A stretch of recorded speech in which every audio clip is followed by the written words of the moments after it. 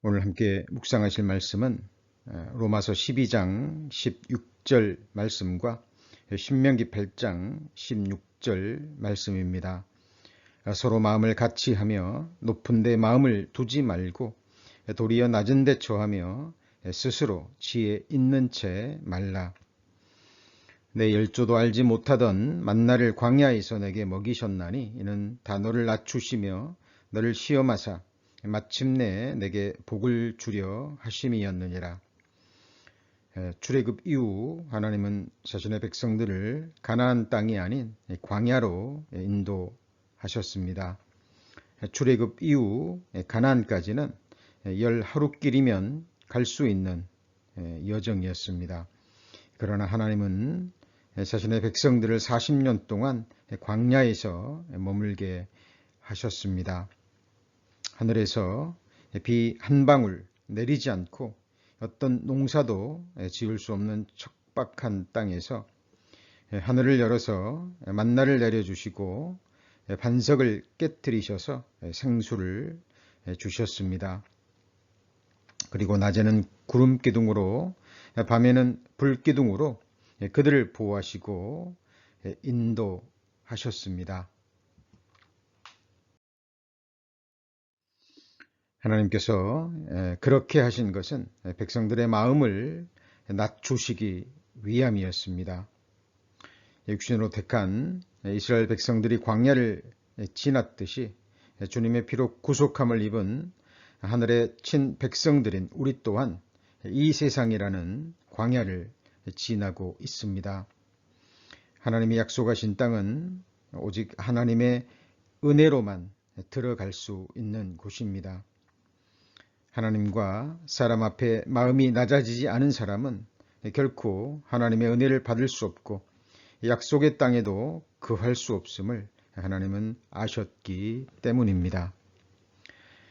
기억하십시오. 천국은 이 세상 광야에서 하나님의 낮추심으로 낮아짐을 받고 참으로 낮아진 자들만이 들어갈 수 있고 또 거할 수 있는 곳입니다.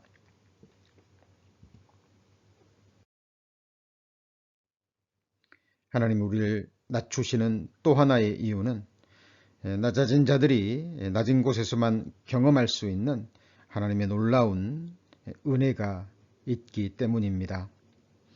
낮아진 마음으로 낮은 곳에 엎드리면 이전에 보지 못했던 것들이 보일 것입니다. 전에는 가치 없이 보이던 작은 것들이 크게 보이며 주어진 작은 것들의 소중함을 느끼며 감사의 마음이 더해질 것입니다. 천국에도 이 세상처럼 여전히 마음이 높고 교만한 자들이 거하며 자기보다 못한 작은 자들을 멸시하고 천히 여기는 자들이 단 한 사람이라도 거한다고 생각해 보십시오. 그곳은 이미 천국이 아닌 그 한 사람으로 인해 참으로 끔찍한 곳이 될 것입니다. 또한 하나님은 우리의 낮아짐이 참으로 진실된 것인지 우리의 마음을 시험하시고 또 연단하십니다.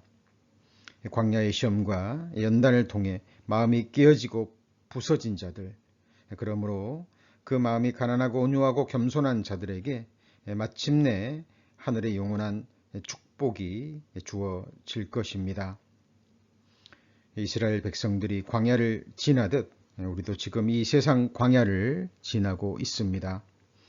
조상들이 먹고도 죽은 이 육신의 떡이 아니라 하늘의 신령하고 참된 양식인 우리 주님의 살과 피, 곧 하나님의 말씀을 먹고 마시며 성령의 구름기둥 그리고 성령의 불기둥의 보호와 인도하심을 받으며 우리는 지금 이 광야 길을 걷고 있습니다. 사도 바울의 권면을 마음에 새기십시오. 로마서 12장 16절 말씀입니다. 서로 마음을 같이 하며 높은 데 마음을 두지 말고 도리어 낮은 데 처하며 스스로 지혜 있는 채 말라. 낮고 낮은 그곳에서 온갖 하늘의 보화와 풍성한 하나님의 은혜가 무엇인지 체험하게 될 것입니다. 언젠가 이 힘들고 험악한 광야의 여정은 끝이 날 것입니다. 그리고 마침내 하나님이 약속하신 하늘 가나안에서의 영원한 축복의 삶이 시작될 것입니다.